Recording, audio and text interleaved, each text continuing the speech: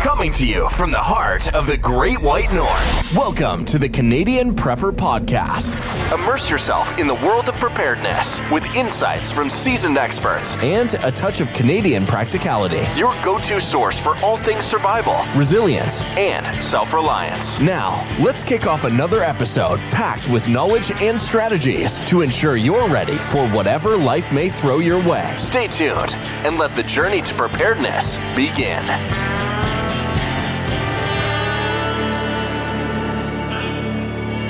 Welcome to episode number 226 of the Canadian Prepper Podcast. We are recording on January the 14th, 2024.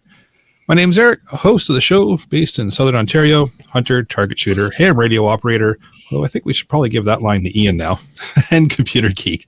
As a first responder, witnessed an over-reliance on emergency services during major events, started a small preparedness company to help people get better prepared for at least 72 hours, and of course, I wanted a way to gather their information and steal their identities. Ethically, of course. Yeah, you gotta do it ethically. Of course. I decided to up my nerd game by getting the glasses full time. So, anyway. My name is Ian. I'm a homesteader on Vancouver Island who has no idea how OPSEC works. This episode's for me. And I'm the frugal Gunny. Recently moved to Northern Ontario in the middle of nowhere. I'm an off-gridder, a shooter, a hunter, fisher, gatherer, trapper type, and a generalist. And it's only recently that I came to accept that I'm a prepper. My name's Pierre, technical beard owner, wannabe prepper, t-shirt guy, government critique, and the reason we hit the explicit button.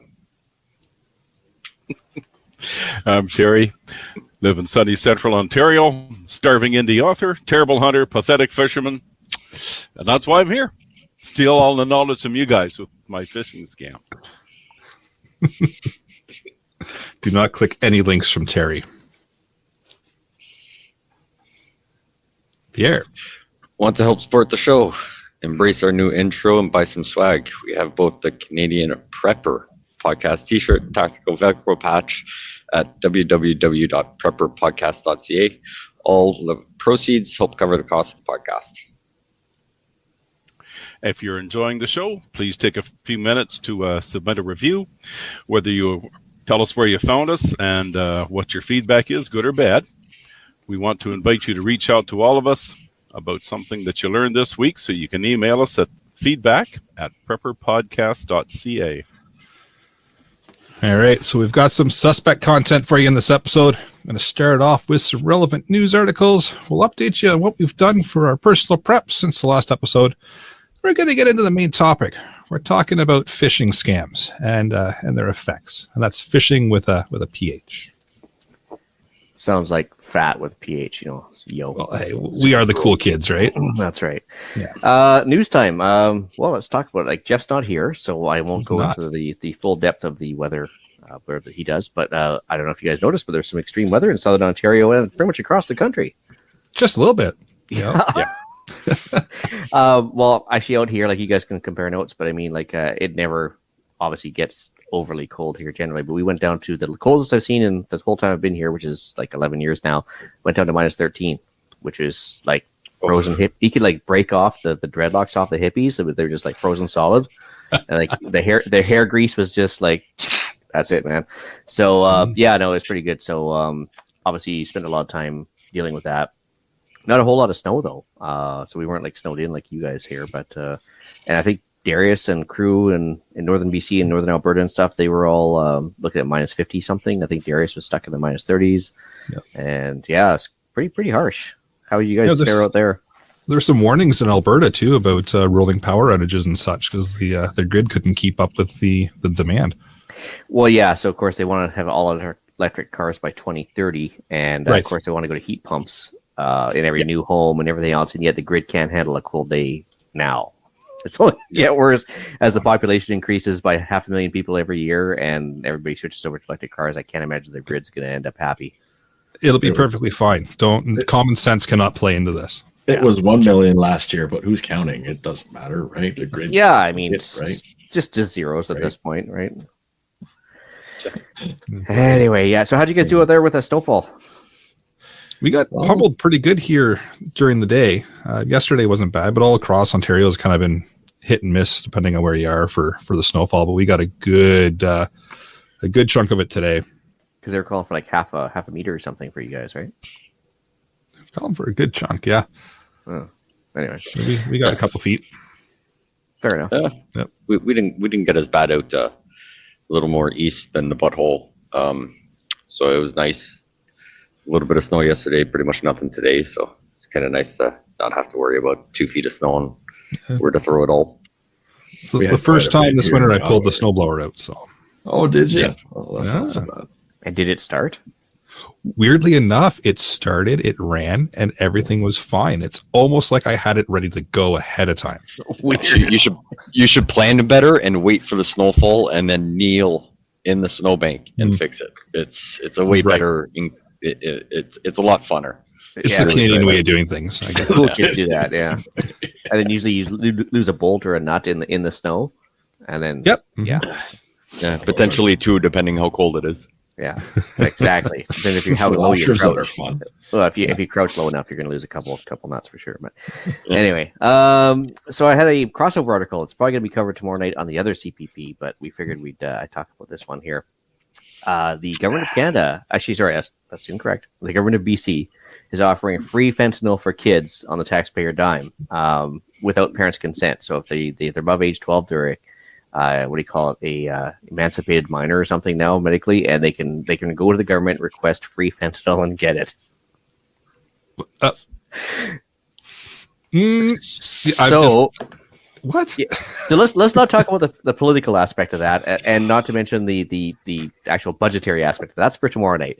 But I'm more thinking of, well, kids, as you know, may not make the best decisions when they're teenagers, and I have a feeling that they may or may not have a potential there for an overdose. So just as a reminder, for maybe if you have kids that have like bad friends, or maybe your kids are bad, I don't know, have naloxone on hand just to stock up, because it sounds like there's going to be a new epidemic of overdoses coming. So, and taxpayer funded ones at that.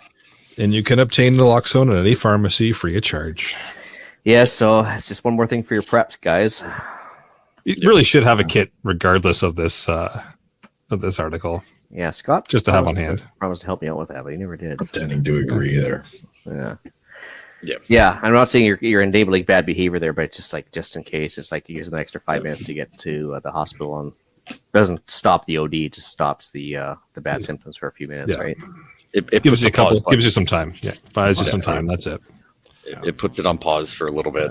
Still need medical assistance and all that stuff. So it's gonna be It's kind of like an epidermic pen for an anaphylactic shock case. It just buys you some time, but you still need serious medical attention. Yep. Yeah, so I figure why not? It's just something you get ahead of time and it doesn't cost anything. So free preps are always the best preps anyway, right? That's a really good point, Ian. I'm going to add that to my kit now. Yeah, because I mean, BC being BC, they tend to go a little bit overboard with this stuff. But I mean, it's just a matter of time before that spreads across the whole country, and everybody thinks it's a great idea. So and a lot of things start trending in the West, and people pick up on it here, and I don't see this turning out well. Well, yeah, I'll throw that in the show notes, just there, the chat, just because people probably won't believe me that people can be that stupid. Anyway, there it goes. Well, I'm gonna have to watch Monday Night now to see how that unfolds. That'll be an interesting discussion on the political side of things. Hopefully, it makes the makes the list of chat articles anyway. Yeah. That's all I had, though. Awesome. Well, with that, we'll move into what we've done lately for our own preparedness. So, for myself, got some rounds downrange. So, like I mentioned in the last episode, I'm trying to get out to the range a little bit more consistently. So, had some free time, got to the range, put a few holes in paper. So that was good to get out. Of course, I brought the ham radio with me, so everybody calm down. I had that with me at the range as well. So that was good. Got ready for the impending snowmageddon that fizzled into nothing, but then reared its head today. So it was just a day late. And did a little bit of water system maintenance. So I know I mentioned that every once in a while on the podcast. We're on well and septic here, so it was time to replace out or swap out the UV lights, the filters, and all that kind of stuff. So got that all done today. So we're back in shape and everything's running still. So I must have done something right. Do you have a water softener as well? And a water softener, yeah. Is the salt for a water softener the same kind of salt you use on the roads, or is it just slightly different or filtered, or That's a great question. I'm pretty sure it's a little bit different. I think. Sure. But I can't say as I've ever really spread salt on the road, so I'm not overly sure. That's one thing I had to do this week because of the steep hill and the frost coming up and the snow and everything else. It's like, yeah, unless you want people like skiing off your driveway, it's kind of a thing. So. As for myself, in carrying on with the switcheroo with Eric and I decided to take possession of a couple of UV13s. They showed up after I ordered them last week. I think they showed up in 4 days, which was amazing. Are we talking UV lights or are we talking something else here? I was getting to that. It was the new and improved Baofeng UV5R. New and improved was a bit of a misnomer, but anyway. So here it is, and it showed up. I got a pair of them showing up. Yes, look at that. And well, good and bad. So I mean, very clear radios. They feel well built. They are well built. And overall, no complaints. It's USB-C charging, all that stuff, but it doesn't use chirp, so it's very hard to program. So I had to spend a couple hours cranking away on their proprietary software, which really sucks. To redo all the repairs already done in chirp, and nothing would copy and paste or anything. So because it's a different type of file and everything else, it was a mess. Anyway, so once I got the program though, I'm actually quite happy with them. But they take the same antennas as the UV5R. They take the same everything pretty much, and yeah, pretty nice. Yeah, that's half the fun of doing the ham radio thing, is learning something new. Yeah, because the radio's halfway across the room. Well, I scoured the internet trying to find a workaround to try and get it to work on chirp, and I guess I'm not the first person that had the same issue. But anyway, what are you gonna do? But for $30 a piece, and they're basically the equivalent of a Yaesu, and they're actually really nice. What have you done? Yeah, what have you done? Started it now. Lithium-ion batteries, the whole works, and yeah, it's like theoretically waterproof and all that stuff. But anyways, I also ordered a UV17 because I wanted one the newest and latest and greatest of the Baofeng line to try and see if I get the air band, so I could pick up like aviation radio stuff in the AM band, and it listens on a couple of HF frequencies as well, and yeah, we'll see really? it. Yeah, the UVK5 as well also listens to HF now, which is very interesting. So it's getting cheaper and cheaper to enter the hobby. So yeah, on that note, I also updated the chirp file for the Nanaimo area for where I live, and updated all my UV5Rs because reasons. I had to open up my Faraday box anyway, so I thought I'd update the radios that are in there and give it a kind of a biannual update and all that stuff. So you did some fuel rotation. Had to deal with a deep freeze here. I was a little bit sick for a while, but kind of had to power through that and just sleep a lot and get back to the preps. Faraday box update, we talked about that briefly there, but had to update a couple like file backups that are in there, like the USB keys and the spare hard drive and a bunch of other stuff, and charge up battery packs that were in there, and that's pretty much it. I had a couple power boxes that work off the solar system, and I just rewired those because they were a bit of a rat's nest, so I thought I'd just kind of clean those up a bit because it was cold and I had nothing else to do. I had to go pick up my range key from the range because January 1st they changed the keys out. So in order to keep up with Eric, I thought I should pick up my range key. So yeah, I'll probably next week. I'm going to the States next week for a quick mini vacation. But then once I get back, I'll go to the range probably. And then I had to go to my local gunsmith there, Spencer, and I had to deal with a problem that got fixed fast. But also he finished repairing one of my double barrels. And yeah, very reasonable rates and friendly service, all that stuff. And yeah, so I got to hang out with him and talk guns for a little while until he kicked me out, and that was it. I think I might even have a CGN deal in the works in the fact that I'm selling one and not buying one. So I'm actually reducing the amount of fishing rods I have, which is amazing. So I got to pay for those radios somehow, right? You feeling all right, Ian? Yeah, no, it's a weird state of mind. It's like a midlife crisis or something. I don't know what's going on. Yeah, that's yeah. I'm waiting to hear you bought a Miata. You can talk to us anytime you need help, brother. Yeah, it's true. Well, yeah, I like the wife asked if I was going to trade her in for like 2 20-something-year-olds, and I said no. I said I can't even like keep up with one, so I don't know what I do with two. So I'll just stick with the alpacas and the ham radios as a midlife crisis and leave it at that. Probably cheaper in the long run too. Oh boy, very likely. Anyway, That's it for me. There you go. So I got some fuel rotation, a little bit of fuel prep. Did a bit more organizing now that we've got a bunch of the renos almost done. So we were able to start unpacking a little bit more, set up some stuff. So it was nice because I started finding a bunch of preps that I kind of forgot we had. And they were kind of just thrown in different boxes, not packed perfectly. So now we've been able to put that aside, get it through in some boxes and bins, and we know where it is. And real soon we'll be able to repack our bags, go through everything, make sure we've got everything we want and need, see if we need to update anything. And the nice thing is, if we haven't packed the bags, we at least know where everything is if things arise that we need them. So off to a good start. That's about it for us. Well, what have I done? I went and tossed a little bit of lead down range on New Year's Day with Pierre and my lady. Got a little bit cold near the end, so we packed it in, but we got a good few hours out there. Yeah, it was a good time. What else? I finally finished wiring up my ditch lights on the Taco. What a fantastic upgrade. I'm looking forward to the next storm once I'm out there, because it's going to be a storm when I'm out there. That's guaranteed. So they're really bright. So I'm looking forward to trying those out. I tested the new tires out into the snow. They're doing great. So now that I've completed that wiring project, I'm going to be working on my mobile solar battery pack. I want a video of that and have a complete video of that out there. And we'll be putting that to use pretty soon. I'm also working on something else. It's kind of like an almost super secret project. Anyway, some of you here in the panel know what I'm working on, but I'm keeping it close to the vest, but there will be an announcement coming. So look out for that. That's what I got.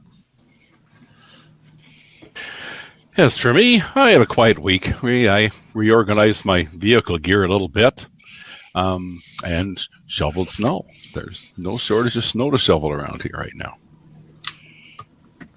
So you had to put like a second pair of walking boots in the Ford truck, right?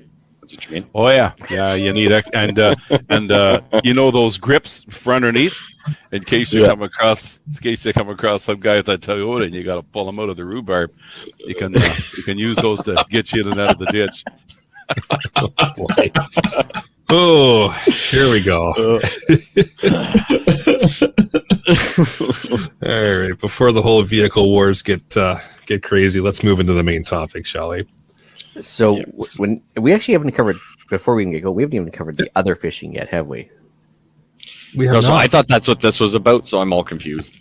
Yeah. Yes. So today we're going to talk about taking your boat out on the water, putting the line in with a worm, and just the different types of fish you can catch. No, we're going to go back to that, actually. I just wrote that down as actually a really good idea. Topic item. Yeah. We should actually cover that off. But in reality, this evening, we are talking about fishing, but it's not the kind of fishing where you grab your boat, your fishing rod, your worms, your leeches, or whatever, and go out and see what kind of fish you can catch. At least not that style. We are still talking about a tactic that tries to dangle something in front of you and tries to catch you and pull you, I guess, technically up out of the water and screw you over for a better way to put things. But at its core, it's a deceptive practice where cyber criminals use distinguished communication to try to trick individuals into divulging sensitive information. So it's going to come at you through all kinds of different channels. Most likely you're familiar with the email, SMS, so your text messages, maybe some social engineering if you get that phone call claiming that it's your grandson or somebody overseas in a bad spot and they need money right now. That kind of stuff. And it's important that we're able to recognize these tactics to protect ourselves and our digital assets. So when Scott gets this text that says, "You've won a free wood gasifier, click on the link below," that's probably a bad idea. Well, the fact that click is spelt incorrectly would be one clue. Well, if you spelled it with a C, I would probably tell Scott to click the link because A, it'd be hilarious. And B, he didn't bother to show up tonight. So, but I'm sure that the number one question that a lot of people who listen to this podcast are wondering is, why do we even care about this as preppers?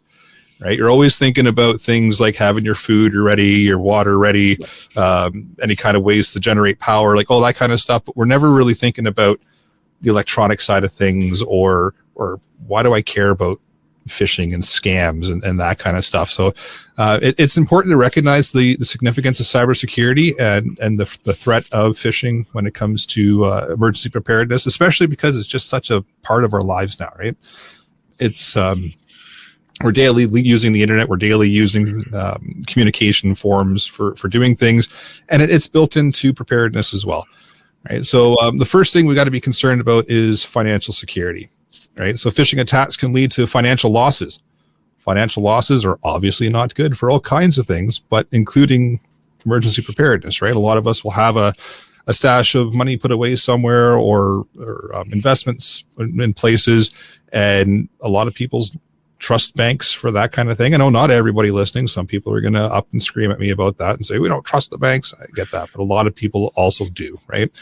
So falling victim to a phishing scam can compromise these, and then as a result have an impact on your preparedness plans, or even just your funding for if something does go awry, because they will drain your bank accounts very, very quickly if they gain access to any kind of information that allows them to do that. Yeah, because I mean, if you imagine being on the road for whatever reason, whether it's a bug out or just a regular family trip or whatever, and all of a sudden that phishing scam does kick in, and you have no credit card and no debit card and an empty tank of gas. Yeah, it's nice to have cash on hand. So that's where it kind of comes into the preparedness aspect too, right? Yeah. Or even just having the credit card all of a sudden shut down, like you're in that middle of that trip or something, right? And now what? Right? A lot of us are already prepared for that, and a lot of us will carry money already. But a lot of the smart ones will hit you just before the long weekend, because they know you're going to have a hard time dealing with everything, because you probably have plans. These are smart people. It's true. They make a lot of money doing this. Or they steal a lot of money doing this. Well, interesting. I didn't get hit with the phishing scam per se, but I think there was some sort of hinkiness going on. They had the SkyTrain, the local subway system. Mm-hmm. They had a card reader that was obviously had been tinkered with a little bit, and everybody that's shoving their cards in there, including myself, got their cards. The microchip got erased. Oh, and just going to top up my card, and just chip gets erased because I don't know, there was some sort of scanner thing going on there, and so they shut down the whole machine and everything else. But it was like, oh, that's nice. So and it was on a long weekend, sure enough, just before Christmas. Yep. And so that was a new credit card had to come. Yep. Almost guaranteed everybody listening to this at one point in time or another has fallen victim to that exact thing happening. Maybe not the wiping of the chip, but the copying of your card. Yeah, it happens. I think they were trying to copy it. They just obviously they screwed up. Yeah, they must have switched their leads or something for the beginning. So who knows, right? Rookie mistake. Rookie mistake. Yeah. But still caused havoc for everybody going through that machine, right? Yeah. Yeah. Right. And I mean, not even talking about financial and your personal information or whatever. Just imagine how much that can impede how many people dependent on that card to get to and from work or whatever. That could just cause mayhem in the city. Oh yeah. Right. If you take away, let's say 30% of the workforce that decides that, all of a sudden going to work on a Monday, this happens Friday night, Monday morning, nobody can get to work. Everybody's doing everything, it'll cause a lot of mayhem. And obviously, having cash on hand and everything will be helpful. But just think of the disaster of dealing with, 3,000 people that can't figure out how to get on the train because someone screwed up their card. Yep. Oh, it's true. The next thing as well that can have a big impact on phishing is just personal information protection, right? So a lot of people with the preparedness mindset are very keen to the fact that they try to keep their personal information, contained as much as they possibly can in the digital world, right? There's certain aspects that you don't want made public or information you don't want everybody else to know about.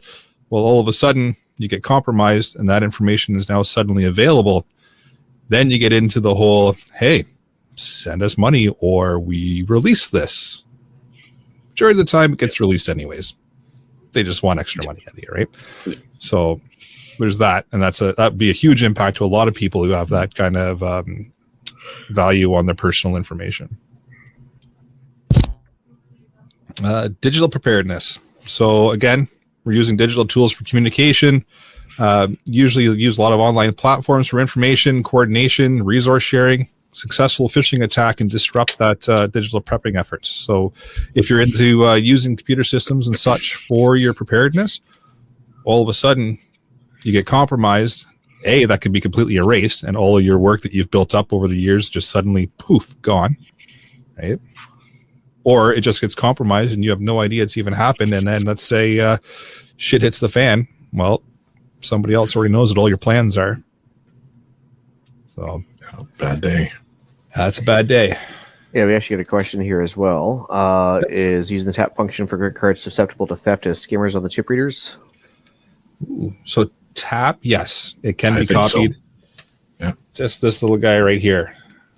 I can copy your card with that. And what's that called again? That is a Flipper Zero. So depending on the technology in the card, of course, but for some cards I can copy, others I can't. It depends on the security that's built into the card, right?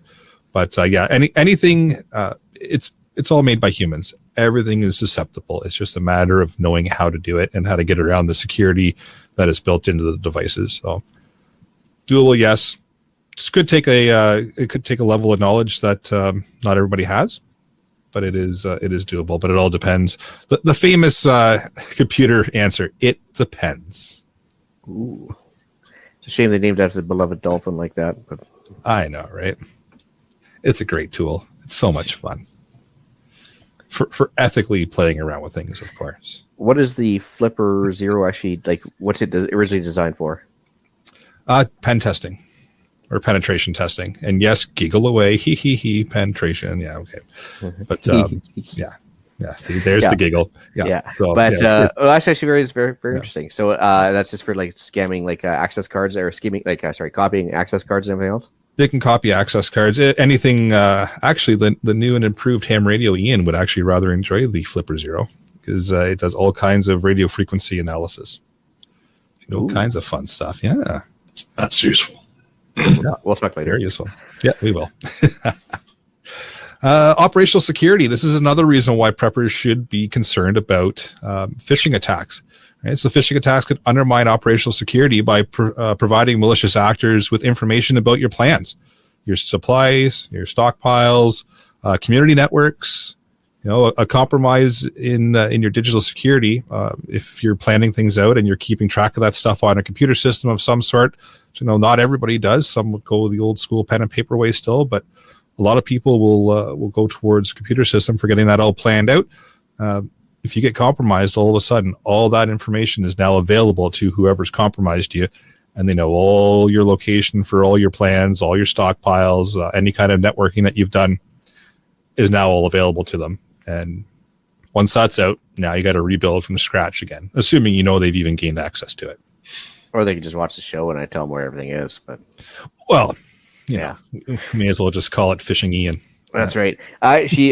It's very interesting, yeah, especially when it comes to like whether it be passwords. Like some people just have a Word document with here's my inventory, and it's not password protected. It's not anything. And even if they have a keystroke monitor, they can still figure out your password and stuff. But still, I mean, it doesn't take much to give up all your deets and exactly where everything is if you just have an inventory list somewhere, right? Yeah, exactly. And that's not something you even really think too much about if you're just making it on the computer, because it's just commonplace these days to use, right? Mm-hmm. But if all of a sudden you're compromised, that entire content is very valuable information, and now it's available to whoever just stole it. Yeah, actually, my company actually had a bit of a internal test. They sent out an email to all the employees, and it looked hinky as can be, right? And you're sitting there looking at this email, and it's just like, I'm not clicking on that link. And nothing was said for about 2 weeks. And all of a sudden, 2 weeks later, they came out and said, okay, so we sent out this email to 53,000 people. Mm-hmm. And yeah, congratulations, 83% of you clicked on the link. Yep. And so they said, if this was a real phishing attack, we'd be screwed. So it was actually amazing. It's just how, not gullible, but like, I guess, trusting people are when it comes to stuff that might be looks somewhat legit, and they'll just randomly click on a link because they're told to. And I'm like, wow, that's pretty terrible. Yeah, especially on your work email, right? Like for work stuff, maybe not like this random one on, this on your Gmail, your Yahoo, your AOL. Random ones coming through that, but like on your work email, that kind of looks like work. Like it's surprising how many people just be like, "Wow, my boss must have sent it. I got to click the link as fast as possible and reply, right? Because, yeah, it's funny. Just to throw out that work email scenario, anybody who has a LinkedIn profile, for example, all it takes, and there's automated tools to do this, you can look up a business, ABC Mechanics, for example. We'll just use that like made up company. I could say ABC Mechanics. I want to know everybody that is a member of that organization. I want their first name, their last name, their email address. And if it tells me who their coworkers are or their boss is, I want to grab that information. And then I can craft the phishing email to make it sound like I'm the boss emailing you, asking for information about somebody else. Oh, and by the way, click this link. And there's automated tools available to do that with just a couple of keystrokes. Yeah, especially when with a lot of corporations, it becomes like first name dot last name at abcplumbing.com or whatever, right? Yep. So it's not hard to figure out what the email is either, right? No, and that's easy too. And a lot of people will publish it. So you know what the format is very quickly. Yeah. And you know who all the coworkers are, you know who the boss is, you know who the CEO is, you know who the head of security is, you know all that information because they publish it. And now you've got a full build out of an entire organization, and then you can craft your email and send it off and make it look completely legit, but it's not. And you know, it's a game of numbers. Somebody's going to click it. Somebody will click the link. Guaranteed. There's always going to be somebody. And now they're in. Yep. Yeah. Yeah. We had a data breach when it wasn't even, I think I told you guys about that about 4 months ago, something like that. And we had to redo a bunch of stuff in-house because, massive data breach. And it's just, what a pain. It's not a matter of if, it's a matter of when. Yeah. It's going to happen, right? You're not going to stop it. It's if a malicious attacker wants into a system bad enough, they will find a way. It's just a matter of how you're going to counter that and make sure that your information is secure or, at least a little bit more, less enticing to them. Let's touch on communication integrity. So obviously communication is vital for in preparedness situations during emergencies. So phishing attacks can actually compromise email accounts, other communication channels, and therefore the flow of communication is then disrupted. So if, like we've mentioned, over long weekends and such, seems to be a higher time for phishing attacks to be happening.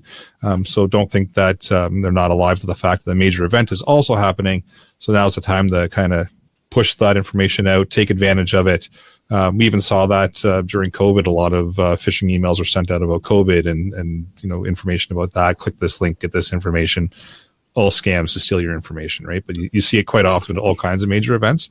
And the whole idea is to try to grab your information and disrupt the flow of communication at the same time.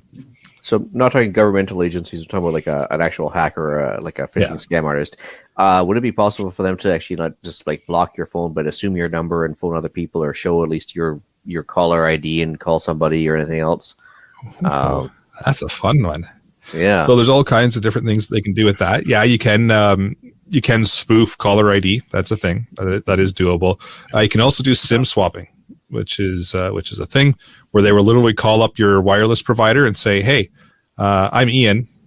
I want to change my SIM card over to this phone," and they will answer a couple of the security questions that the provider asks, and then they'll just switch your phone over to their phone, and all you'll see on your phone is all of a sudden your signal gone. Right, your service is gone. It's been swapped over to a bad guy's phone, and now they've got access to everything that syncs over with that, which can be a lot of things, including a lot of your two-factor authentication, because a lot of people use text messaging as their second factor. It's now there are ways to protect against that. Just since we're talking about it now, you can call your provider and say, "Do not switch my phone over, period," without certain provisions or certain things in place, and I have to be able to answer certain things or do certain security steps in order for it to happen. It's still in place by humans. There's still ways to get around it, but it makes it harder. And if you make it harder, they're going to move somewhere else. Yeah. But SIM swapping is definitely pretty rampant. Yeah. You have to call your provider, though, to make that happen. They won't do it automatically. Yes. Yeah, because it's a bunch of extra work for them. So they're going to take the easiest thing and most whatever, right? Of course. So you don't really want to knock them for it, but it makes it harder for them to just send you a new phone. It makes it harder for them to just, pull your card and drop it into another phone. All those things become more difficult if you put the locks on, as I call it. Specifically, upgrading your account and your device gets more difficult for them. That's right. It's harder for them to make more money. Yeah. Weird. It boils down to money. That's strange, isn't it? That's a weird thing. Yeah.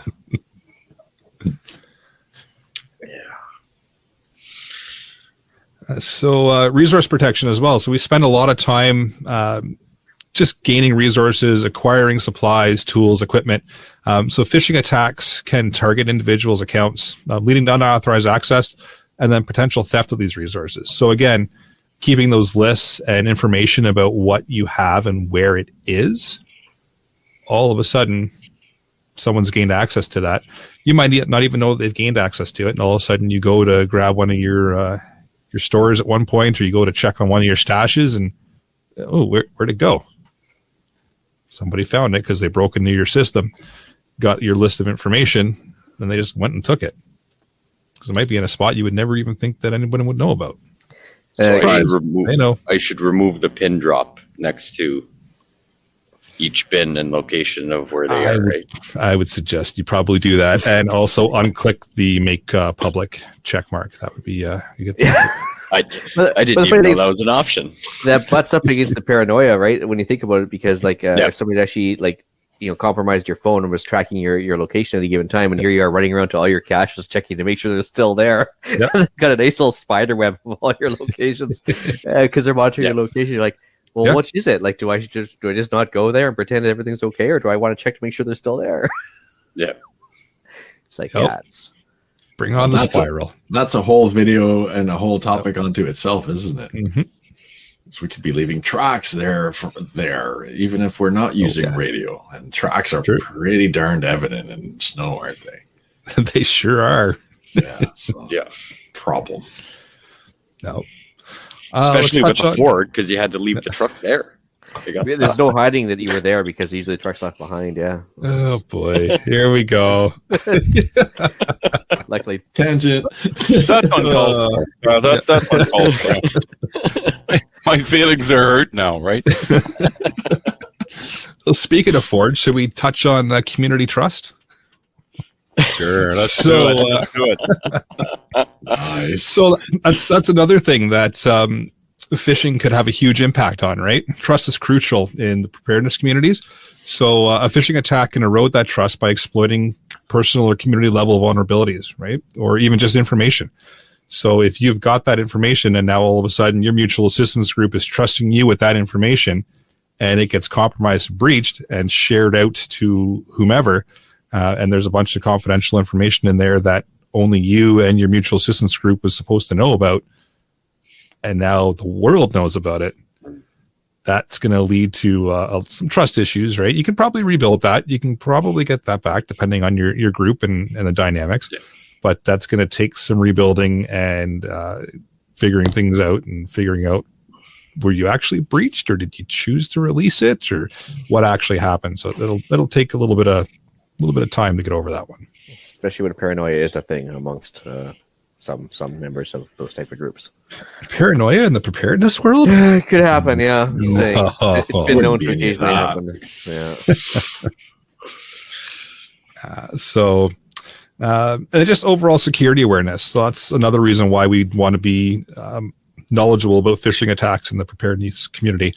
It's just knowing that this is a thing and it's a possibility. Because a lot of people like to just turn a blind eye to it and pretend like it's not happening. And nobody is going to ever target me, because why would they bother? I'm just average Joe going about my day. Nobody cares about me, right? Well, they cast a big net, and whoever they catch, then they start digging.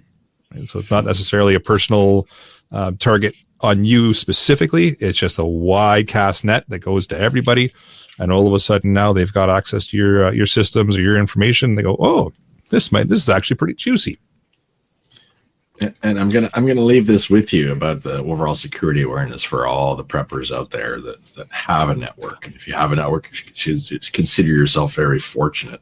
But you want to keep that network, and you got to remember that the chain is only as strong as the weakest link. And I know that's corny, but that's the absolute truth.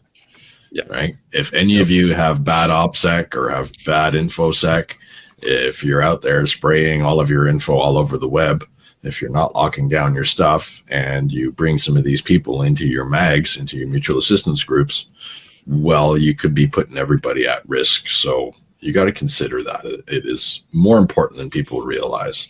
And last but not least, if one of your people gets taken out for a certain amount of time because they're undergoing this kind of attack and they got in, well, now that's one of your people that are offline. And so they're at risk of all of the other stuff because they're no longer in communication with you.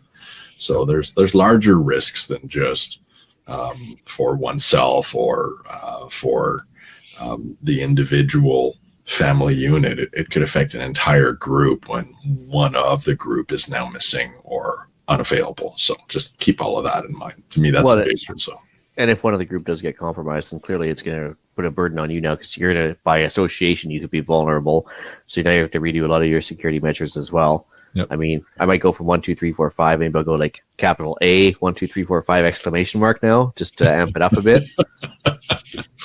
But sure. Oh, are we still live?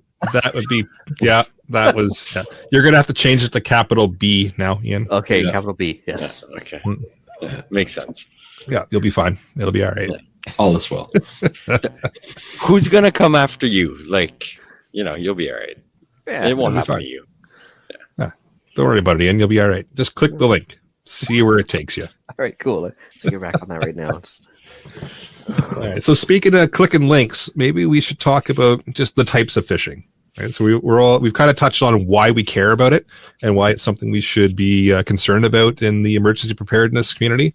But what types of phishing is there, or what can we realistically anticipate seeing? So I'm pretty sure most of us are pretty familiar with the email phishing by now. Most of our providers are pretty good at sorting out or pushing most of it off into the spam folders. Still, some of it gets through every once in a while, but you'll get fake alerts or notifications. Or they're going to mimic a legitimate notifications as well from some kind of provider. So like your bank, your social media, government agencies, like Darius mentioned, the CRA tax scams. Those are going to be coming up in a little bit. Asking for receipts, clicking links. Clicking links is kind of the big thing you're going to see across the board. They need you to engage with something in order to start the attack for the most part. There are times where they don't need you to do anything, but that's where you're starting to get into your more targeted attacks, right? When they're pushing that big net out, they're just looking for whoever clicks the link. Okay, so quick question, and this is I'm only asking because it hasn't happened to me yet. But so you get the Netflix account overdue text or email, whatever. You click on the link. So what does clicking on the link actually do for the attacker? So, but I'll let Eric explain. Yes. First off, it confirms somebody else is on the other end. Okay, that's number one, because they are casting that net, and chances are they're randomly generating email addresses, or they have a giant list of email addresses from a previous breach of a company or something like that, and they're just blasting emails out like mad. So clicking the link, first off, confirms that somebody's on the other end. You'll notice if you have made the mistake of clicking the link, and let's be honest, all of us have clicked the link at least once and gone, shouldn't have clicked that.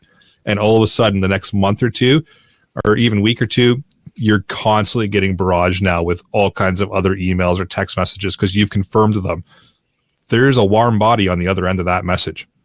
And they click, right? So that's the first thing. Next thing is it's going to provide some information to the attackers. So most likely it'll be a footprint of your system. So whether you're using a mobile device or a computer, a tablet, so you'll get like the operating system version, some basic information about your system that you're using. And this is standard. It happens even when you're going to legitimate sites. So it's no trickery or wizardry or anything like that. Even when you go to like Google, they get that fingerprint still of your computer system, but now a bad guy has it. And they're specifically looking for it, right? So now they can kind of craft their attack metric more if they want to, if they're really interested in you. And then chances are what they're really after is just your credentials. So you click that link, you get presented a screen that's going to look like Netflix. It's going to look completely legitimate Netflix for the most part.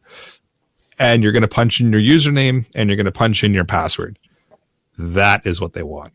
Because as soon as you hit log in or connect or go or whatever the button says, boom, now they've got most likely your email address that you would use to log into Netflix and the password that you've used. Fun part with that is most likely you use that password somewhere else too. Oh, 100%, especially Yes. for older people.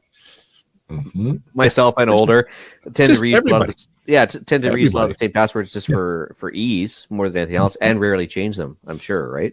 Exactly. So now they'll reach out and they'll try to find all the other sites that you utilize with that password, and they'll try to log into all of them. And let's be honest, all of us use the same password for at least one or two sites. It's human nature, right? It is what it is.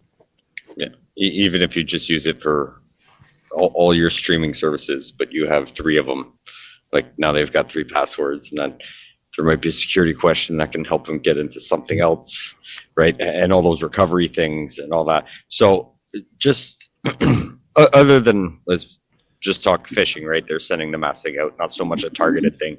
If you accidentally hit, open the link and you're like, tried to hit the back button and your finger slipped and you opened up the link. In most cases, does that do anything other than confirm there's a body on the end? Like, do they start? Most Can likely they not. start? No, like I'm not talking about like more like if you're targeted, like someone wants your stuff, that might be different. But just those scams like that you just get all day, every day, or whatever. Like accidentally opening it you might get an influx of extra stuff. Most most of the likely in the non-sophisticated attacks where you click the link, you're going to confirm that there's a warm body on the other end. You're going to get an influx of more attacks over the coming days just because they know you're there. Chances are nothing else is going to happen from that point. Can't guarantee it, but if you close that site out right away, clear your browser history, restart your machine for good measure. If you're that type of person that likes to restart to feel better, go for it. Eat the cookies. Yeah, eat the cookies. Yes, eat the cookies, and chances are you'll be okay, right? If you've entered any kind of information, even if you've entered an email address and you've gone, ooh, this might not be a smart idea, too late. Change all your passwords. Because you can actually watch the forms being filled out and see what information's there, even without clicking the send button or the go button or the login button. Yeah. Reset everything. But if you've only clicked the link, depending on your comfort level and your OPSEC level and kind of how freaked out you are, carry on with your life, take a breath, clear your cache, eat your cookies, carry on. Okay. But for those who are ultra paranoid, know that there are more than just a handful of exploits out there that require 0 interaction on your part. Just a 0 message. interaction on your part. So if it's truly sensitive, if it's truly that important, just don't trust it to an electronic device in the first place, and you're probably off to a great start. Or get some kind of encryption going, or multiple types of encryption. I would recommend multiples and assume that each one can be broken at some point, and you're off to a better start. But this is true. I believe whole wars have been lost because people assumed their encryption was good. This is true. Correct. 100%. Yep. They made movies about that. They may have. Yeah. But talking about targeted or higher level of attacks, spear phishing is another type. So that's where you get into your more customized for specific individuals or organizations, right? Often they're using personal information to increase the likelihood of success. So they're going to be doing some pretty good digging into you. They're going to be doing some research. You're going to get a very specifically crafted email or text message or phone call that seems very, very legitimate. Surprise, it's not. Right? These are going to be difficult to identify. You're going to have to really be vigilant about the emails. Like if all of a sudden you get an email from a cousin that you haven't talked to in years, and it's, I need money right now, I'm in a really bad spot, it might be worth picking up the phone and calling that cousin to go, hey, what's this email all about? right? Because they're tugging at the heartstrings at that point, right? They've really figured out something about you to latch into. It's always worthwhile to double check an email, double check a text, confirm it in person on the phone, using a phone number that you know is the actual phone number for that person, right? Nothing beats confirming it face to face versus a call. But spear phishing is definitely higher up there. It's very, very targeted, very specific. And it works well. It does. Yeah, it's people that are doing this have honed their craft for years and are very, very good at what they do. We've got smishing. So that's SMS phishing or text messaging phishing. So I'm pretty sure all of us have seen this at one point in time. These are the ones where you get the text messages goes, hey, CIBC here, your bank account is in overdraft. Click here now to fix it. And you go, I'm not with CIBC. That can't be right. Oh, I'm going to click the link just in case. Right? Yeah. Don't click the link. Terrible idea. Yeah. I know. I'm still waiting for the package that was never dropped off to confirm my address. That's another one too. That's a really popular one that you see these days. Is especially around the holidays. Yeah, exactly. Hey, DHL has a package scheduled to be delivered to your house today. Click here to verify that you want us to deliver it. Well, of course I want that package, right? Click the link. Yeah. But then rewind. Wait a minute. I haven't ordered anything. Too late. Click the link. Right? Yeah. We'll see a lot of those. Yeah, and I've noticed that influx of those around the holidays. A lot of people ordering online. You make an order on Amazon. You ordered 15 things, and they show up in 17 packages somehow. So like you don't know where all of them are coming from. So you're just assuming. Exactly. Right. Yeah. Exactly. So they're taking full advantage of the confusion of the holiday season. Yeah. Hoping that you're going to click that link in order to be able to compromise you to get further information about you. They don't care if you click the link and you're just looking for your package. They want the information that you're going to provide them once you click the link, right? Yeah. That's probably the most popular one right now too, is a text message one, because everybody's glued to their phones all the time, right? So it's not even that. I won't even say it's even for that. Like, have you ever tried to do anything? Like you used to set up your hydro accounts. You had questions about this, questions about that. Almost everything is done online now. Like the human interaction for anything nowadays is pretty much obsolete, or there's like an extra fee. And it's like, well, you talked to me and I helped you do this. Like we're going to charge you $40 extra, or you can do it yourself, via the computer with the live chat with the robots or whatever. So it's almost obsolete about actually talking to someone. Even to set up accounts, confirm things, it's all done online. That SMS just seems like a better alternative almost, because it's such a common thing compared to conversations with people. That's true.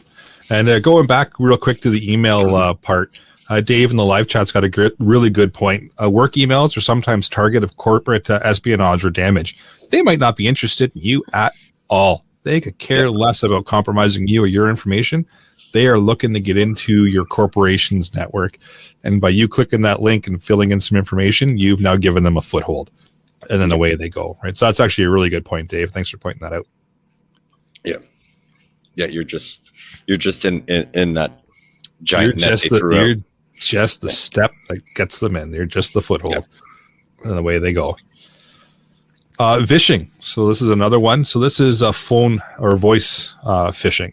So how many people have gotten that phone call before where they're pretending to be a relative that is overseas, or, hey, we're looking to clean your ducts, right? All that big just phishing scheme, right? So they're pulling on the heartstrings with the family member that's overseas in distress that needs money right now. They're just trying to sell you a product of air duct cleaning because, hey, I need that, all that kind of stuff. Yeah. And then it just snowballs from there. Hey, I need $50 for a bus ride to get me out of this bad spot. Oh, actually, I need $150. Oh, you know what? Now I need $400. I need a place to stay, right? They just keep milking you, and they're getting really, really good at it, right? Yeah. And this tends to target the more elderly population, and they'll call pretending to be a grandchild of some sort. They really pull at the heartstrings and try to get money out of people. But it still happens. I haven't heard of it overly often now. It's mostly the text message stuff, but you do still see this every once in a while. So, question, since we're talking about the one voice one, whenever there's, you get those random calls and it's like, oh, we're putting an arrest warrant out, because you've got CRA or whatever. It's the government of Canada. Actually, good call. Yeah, right. Like, because that's coming up soon, right? Tax season. Yeah, so there's going to be an influx. It's the season. Yeah. So I had heard that depending how you answer certain questions, they can record it and redo stuff to do voice authentication on something else, for example, right? So, or they can somehow shit the recording that, oh no, look, you gave us consent because you answered yes to this. Right. So is that actually true to start with? They can copy your voice. Yep. 100%. Yeah. That used to be a way of authenticating years ago now with certain providers, cell phone providers, internet providers. They used to have you record a sentence or a word and you would use that as your authentication. That has very quickly disappeared because of this. Okay. It's So- just too easy. Yeah. If you end up picking up a phone call and it does go that route, you should probably maybe, answer very vaguely, maybe not say yes, no, certain things would be better, obviously. Because trust me, when I see those phone numbers show up and I'm like driving, I'm like, well, I'm in the truck for another hour. Got nothing better to do. You nothing better to do, right? Like, I was just like, okay, well, and kind of poke the bear a little bit, get them to hang up after a little bit. I do enjoy nothing more than stringing them along. It is a lot of fun. It depends on your level of paranoia. Right? Yeah. I'll string them along because I think it's fun. Yeah. No, but I mean, but like, it is a I'm smart sure- idea it's a smart idea to avoid like yes, no, like little words like that. Because they could totally turn that around and use that to call your phone provider to say that you are you and that, you consent to certain things. Could it be done? Yes. It all boils down to your level of paranoia and what you think legitimately an attacker is going to want to do. Remember, their main thing is they want to get a foothold, most likely to get to your bank account, right? Like that's what they want for majority of people. They want money out of you, right? If you're involved in other things or your level of knowledge or level of positioning in a certain world is higher or lower, they may be looking for other things, right? Majority of the time, they're looking for money. Yeah. They trip across some other stuff like your preps list or your stockpile list or anything like that while they're at it. Well, bonus for them, but legitimately they're after money. Okay. Social media phishing. Again, pretty sure actually we talked about this in the pre-show, Terry, where you got a bunch of people that are friending you and they want to be buddies with you and chat you up. Most likely fake profiles, unless you've met this person before.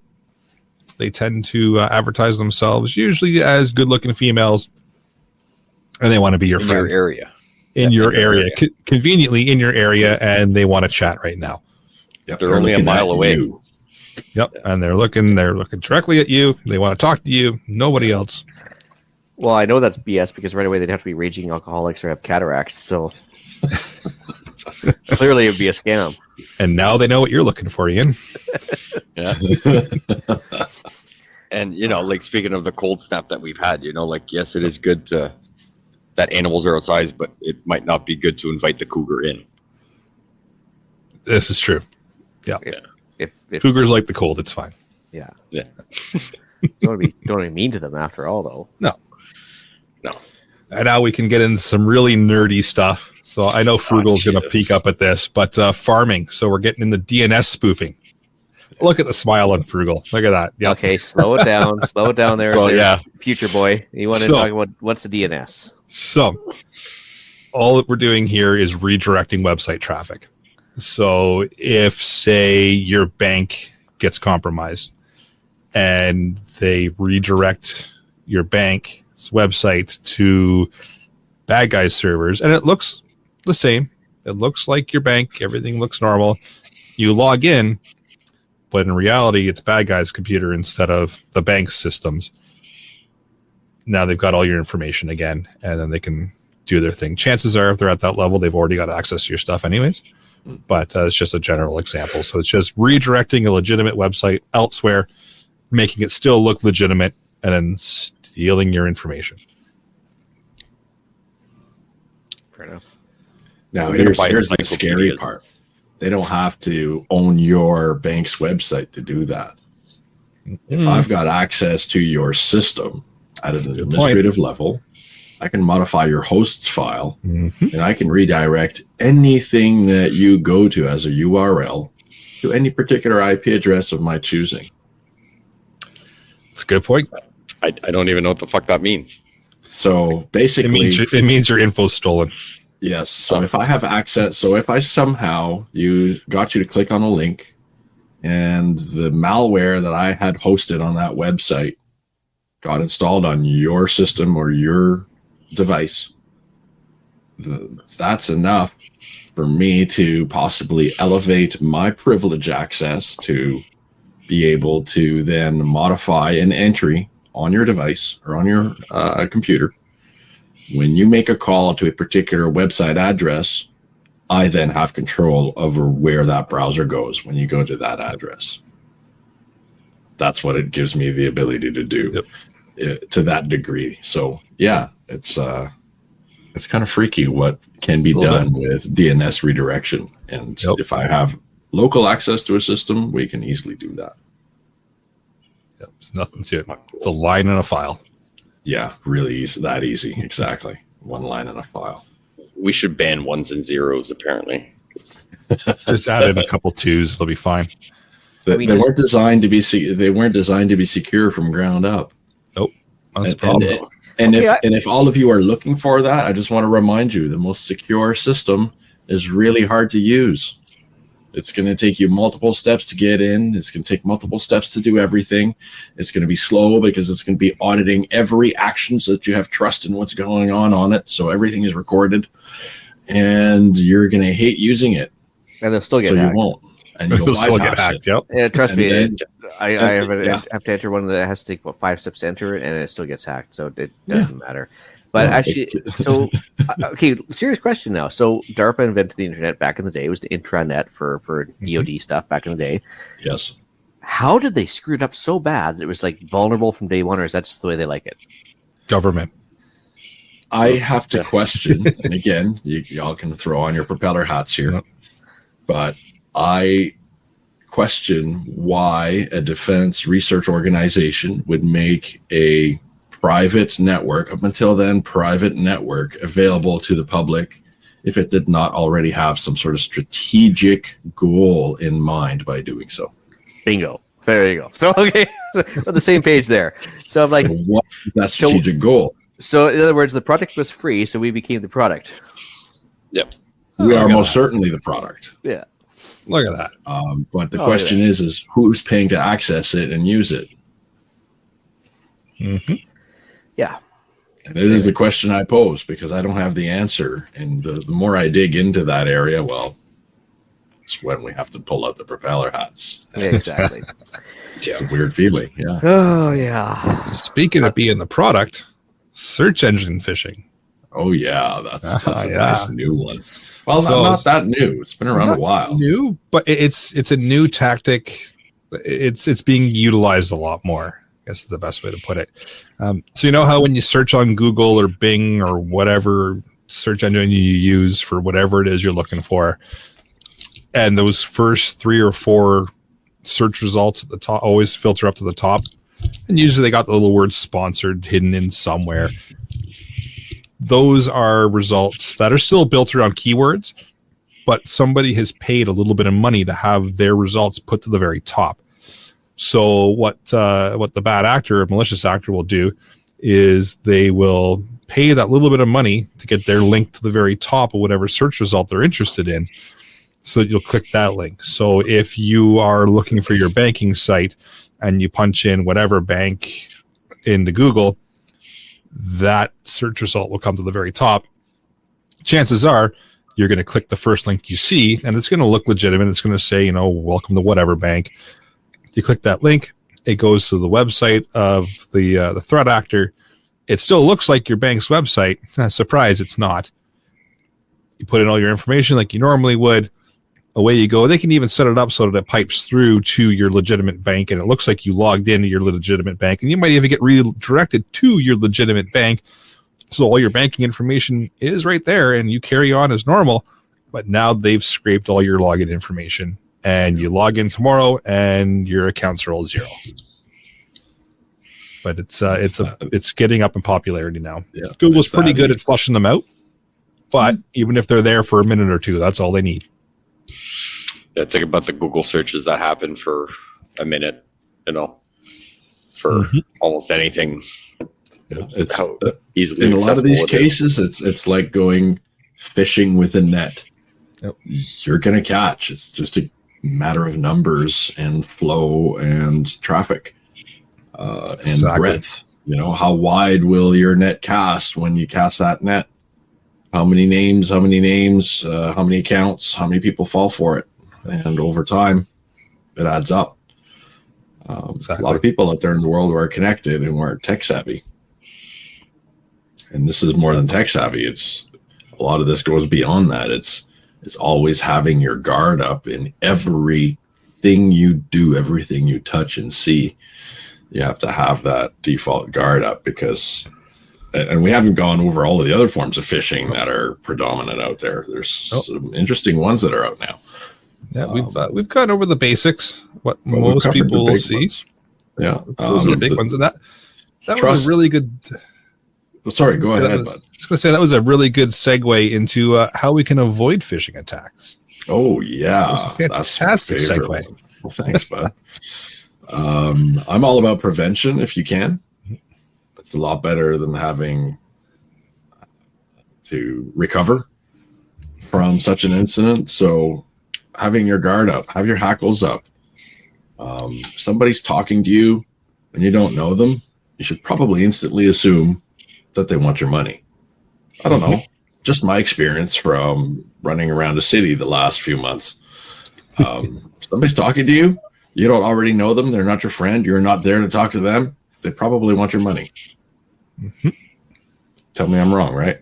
No, I don't think you're 100% right. Be skeptical of everything. Yeah, you have to. Best way to be. You have to be. If you're out in the countryside and you're from the city, well, you're going to have some adjustment to do.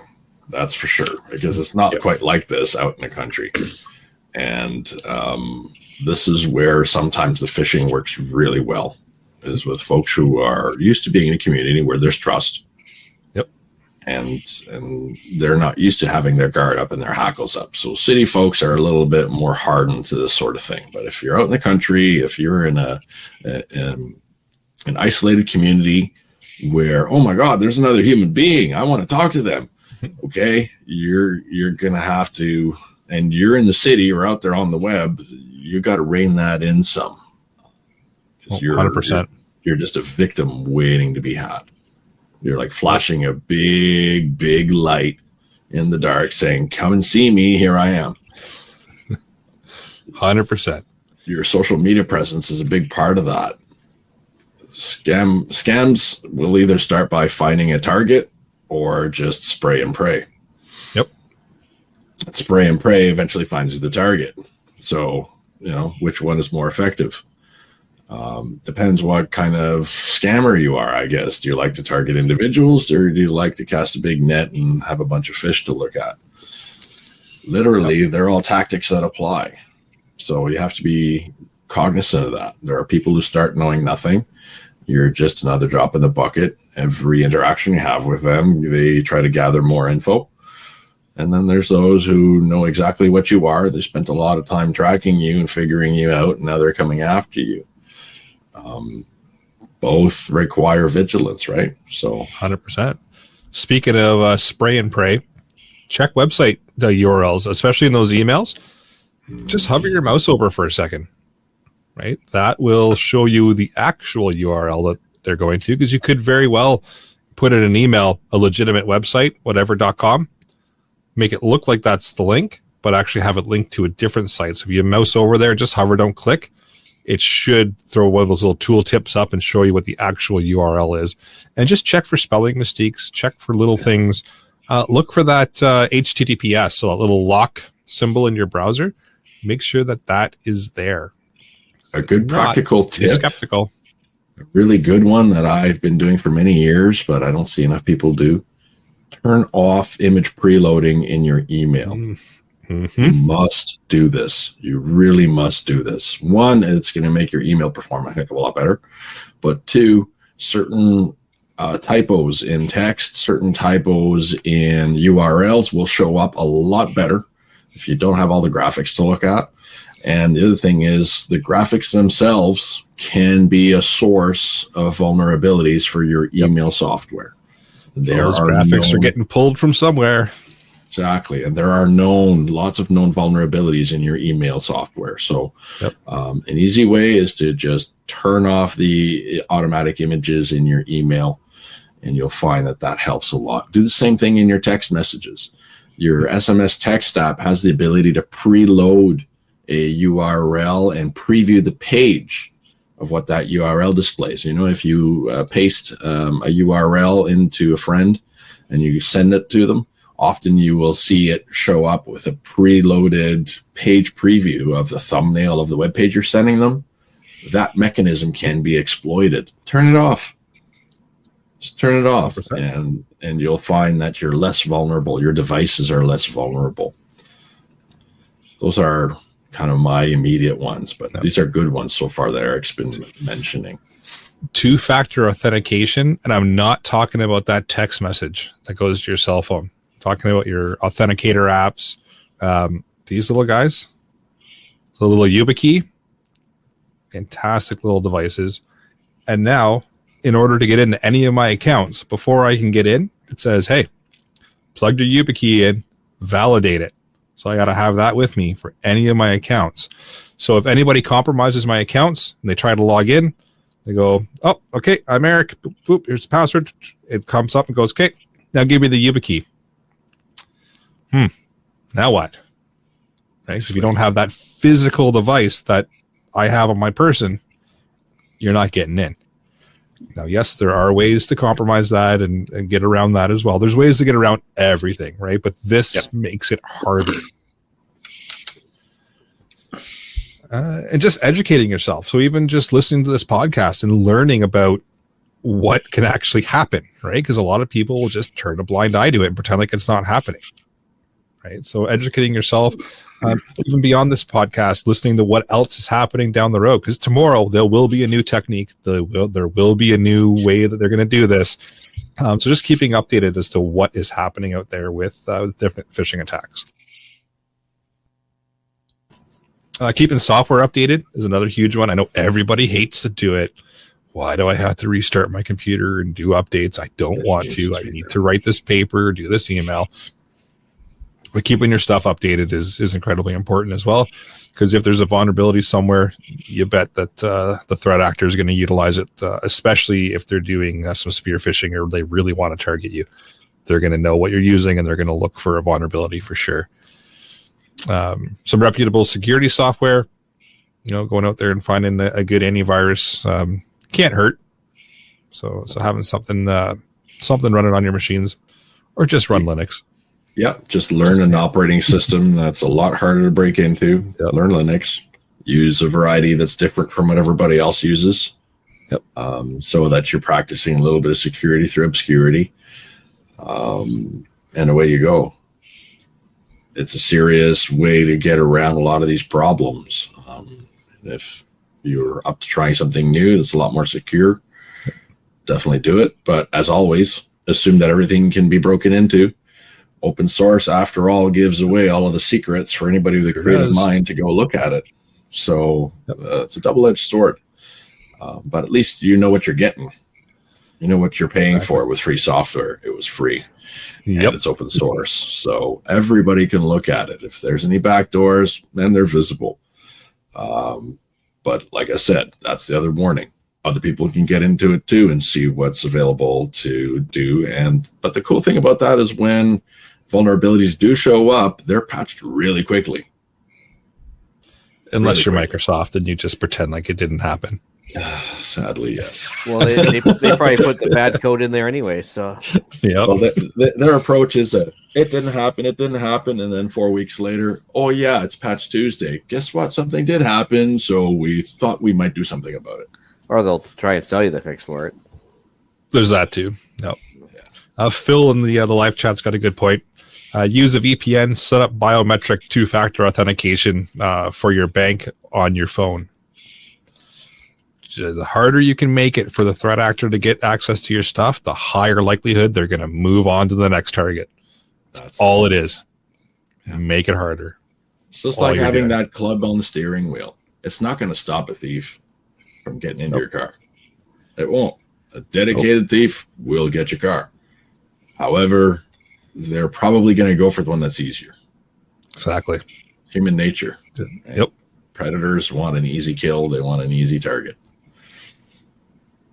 100%. Yeah. What else we got here?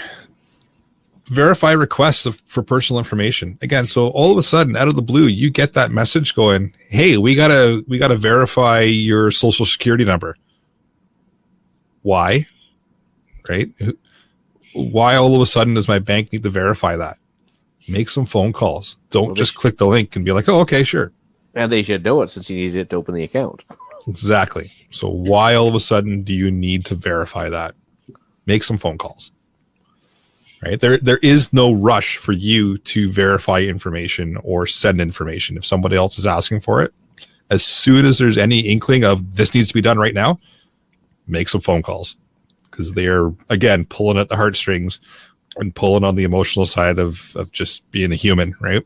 They want you to not think and just rush into sending the information. They want you to bypass logic and get you into fear mode. And I'm not going to get into political here, but politicians use fear mode all the time to try and manipulate you. Scammers are no different. And the easiest way to recognize fear mode is if all of a sudden somebody's talking about something and you're feeling this little angst, just do a quick check on yourself and go, well, why am I feeling that? Oh, is it the language they're using? Bingo. Now you know what to do, right? They're trying to control you. That's it. Exactly. Next on the list here is be cautious on social media. Of course, there's scammers everywhere. Those of you in the live chat, if you don't mind just putting your social security numbers, email addresses, home addresses in the live chat, that'd be great. We can verify who you are that way. Yeah, and for the people that download, do send it at feedback at.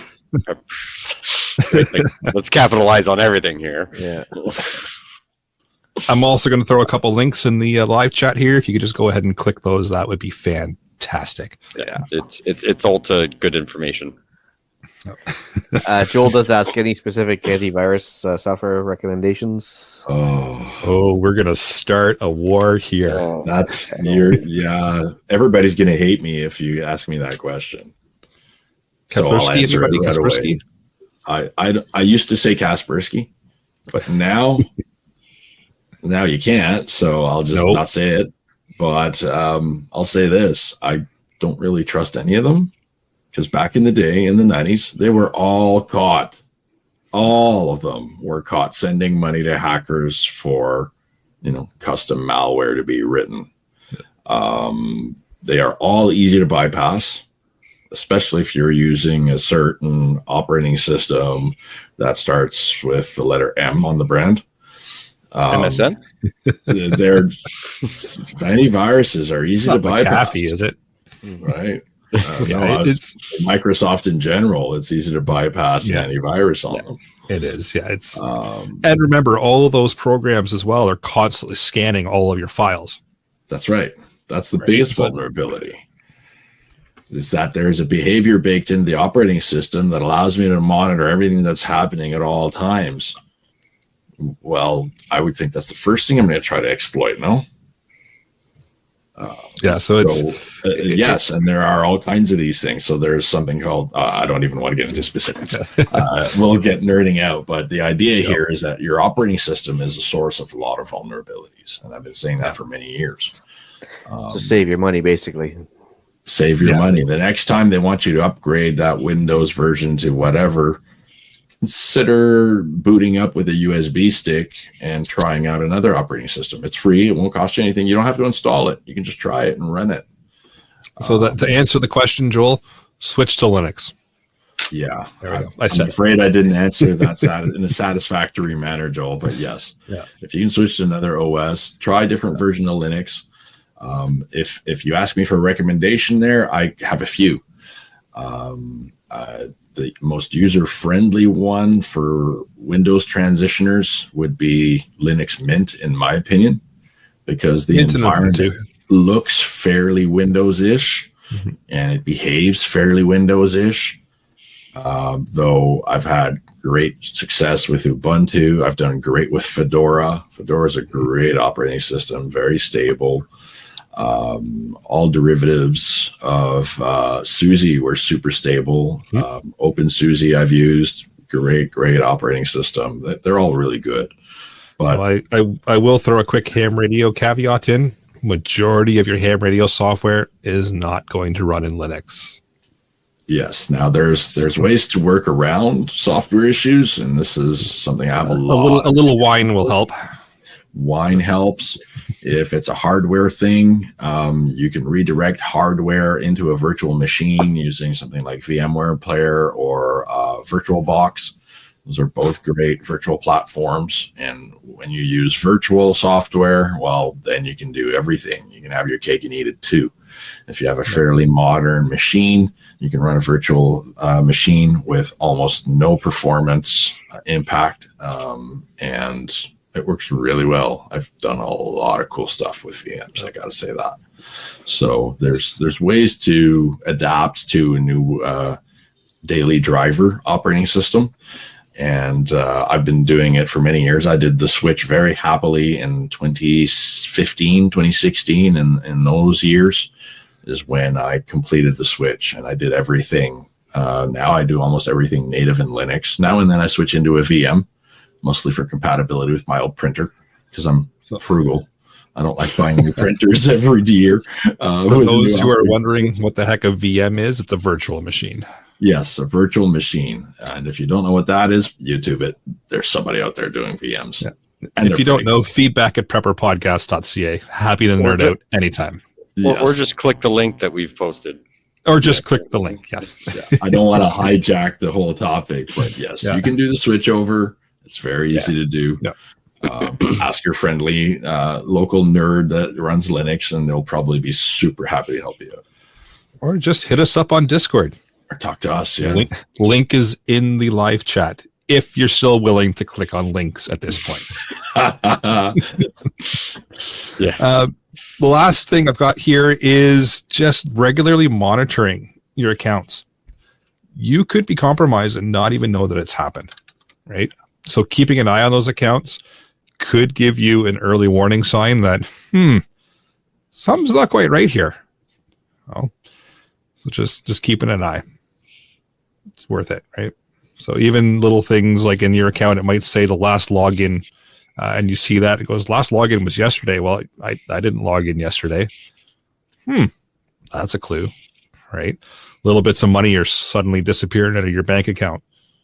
And it might not even be large amounts. You know, we could be talking a couple of cents, couple of dollars. They're testing things, right? To see. So just watching stuff like that. Set up alerts on your accounts. You know, a lot of alerts allow you to monitor different conditions and different things. It's worth setting them up. It's an alert that told me that somebody was trying to apply for the pandemic CERB benefit when I was employed at the time. Yeah. So I was able to wake up to that alert. It literally woke me up, and I was able to immediately stop everything in check and take the controlling actions. But it was an alert. So yeah, they're worth it. So to wrap it up, any final comments from any other panelists? Head shaking. No. We went pretty in depth, I think, eh? I think we did. In just kind of wrap it all up nicely, there's various vectors that phishing can come at you.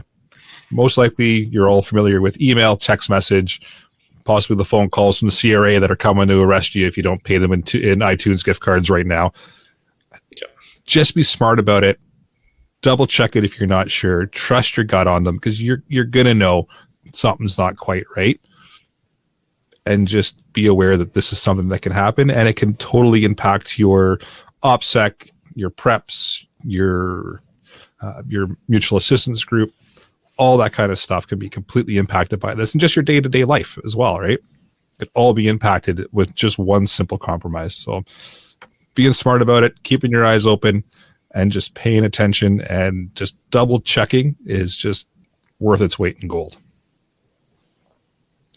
Cool. All right. With that, what do we got for the podcast challenge? Well, learn to recognize the methods of phishing and take some steps to protect your personal information online. If you have any questions, you can email me at furrytripod69@hotmail.com. Or not. Sorry, I couldn't resist. That's great. 226 episodes, and Ian finally comes out. I'm honored, Ian. Nicely. All right, upcoming events. So we've got the annual Preppers Meet coming up July 11th to 14th. Early bird tickets are on sale, so grab them while you can. Awesome. What do we got for deal of the week? At Cabela's this week, we have the Dakota Lithium 12 volt 10 amp hour battery on sale, 30% off. It's good for solar systems, ham radio, anything you want, maybe even a UPS system for your computer. Who knows? It's on sale till the 31st. You got 2 weeks to play with it, so it's a good deal. Nice, very nice. Check All right, couple of quick shout outs. So new Patreon, Jeffrey and Terry as well.